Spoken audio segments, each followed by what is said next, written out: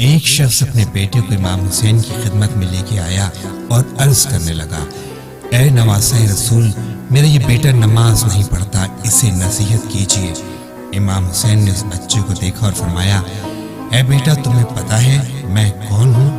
تو بچے نے کہا، ہاں ہاں، آپ رسول اللہ کے نواسے ہیں اور جنت کے سردار ہیں۔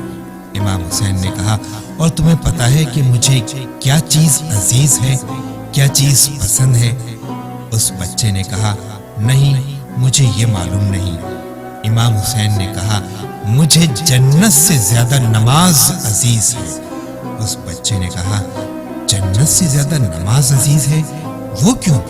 امام حسین نے کہا، بیٹا، کیونکہ جنت میں میرا نفس خوش ہوگا، لیکن نماز میں میرا رب خوش ہوتا ہے۔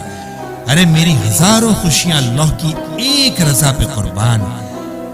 بس یہ سننا تھا کہ وہ بچہ کہنے لگا، اے نواسہ رسول، آج سے میں کبھی اپنی نماز قضا نہیں کروں گا، تا حیات نماز پڑھتا رہوں گا، کیونکہ آپ نے مجھے نماز کی اہمیت سمجھا دی ہے۔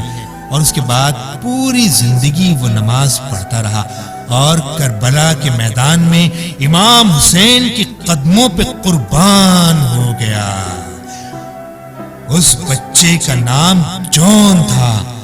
سلام ہو کربلا کے شہید حضرت جون پر، سلام ہو۔